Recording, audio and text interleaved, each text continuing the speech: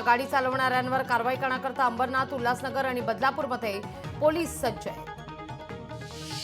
हिंगोली जिल्ह्यामध्ये 31च्या पार्श्वभूमीवर हिंगोली पोलीस प्रशासन सज्ज आहेत. 31 ठिकाणी तपासणी नाके देखील सुरू करण्यात आलेले आहेत. अंजली दमानी यांनी खासदार संजय राऊतांची पोस्ट रिपोस्ट करत थेट मुख्यमंत्री उपमुख्यमंत्र्यांवर निशाणा साधलाय. पैठणमध्ये 10 जानेवारीला न्यायकर्ता महामोर्चा निघणार आहे. संतोष देशमुख आणि सोमनाथ सूर्यवंशी यांना आणि त्यांच्या कुटुंबियांना न्याय मिळवून देण्याकरता पैठणमध्ये मोर्चा काढण्यात येणार आहे. नाशिकच्या ग्रामीण भागात अवकाळी पाऊस पडलाय. सलग 2 दिवस झालेल्या अवकाळी पावसानं शेतपिकांचं नुकसान आहे. पोलिसांच्या मारहाणीमुळे सोमनाथ सूर्यवंशीचा मृत्यू झाला.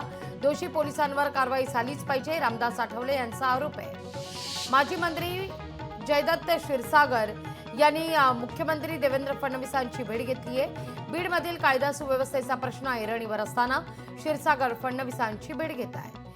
जयंत पाटलांनी कुमार शेट्टे यांच्या कुटुंबियांची सांत्वनपर भेट घेतली. कुमार शेट्टे यांचं अल्पशा आजारानं निधन झालंय. संतोष देशमुख प्रकरणावरून सुरू असलेलं राजकारण तात्काळ थांबवा, ओबीसी नेते टीपी मुंडेंचं हे वक्तव्य आहे.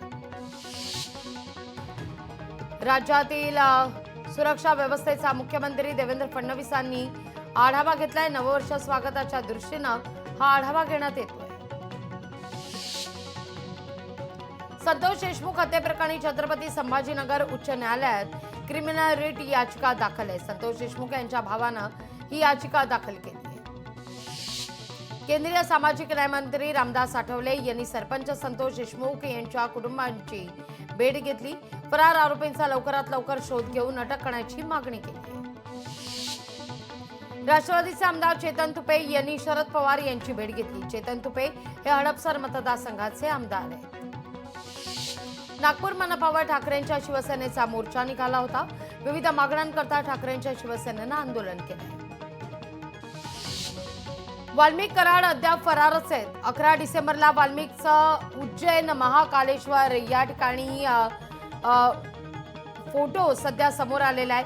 वाल्मिक कराडचा मोबाईल 13 डिसेंबर पर्यंत सुरू होता अशी माहिती मिळते. आम आदमी पार्टीचे प्रमुख अरविंद केजरीवाल यांची मोठी घोषणा आहे. हिंदू सिख धर्म प्रसारकांना 18,000 रुपये मानधन मिळणार आहे. तुम्ही दाऊदला फरफडत आणणार होते, मग कराडला आणायला काय हरकत आहे? जितेंद्र आव्हाड यांचा बीड प्रकरणी सरकारवर हल्लाबोल आहे. मुख्यमंत्री देवेंद्र फडणवीस यांनी 6 विभागांचा आढावा घेतलाय. 100 दिवसांच्या रोड मॅपची बैठक पार पडली आहे. पणन मंत्री जयकुमार रावल यांच्याकडून एपीएमसीचा आढावा घेण्यात आला. अधिकाऱ्यांची बैठक पार पडली आहे.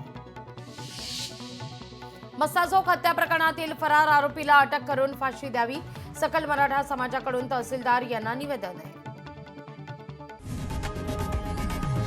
लोकशाही मराठी ऐका, पहा, जागरूक रहा.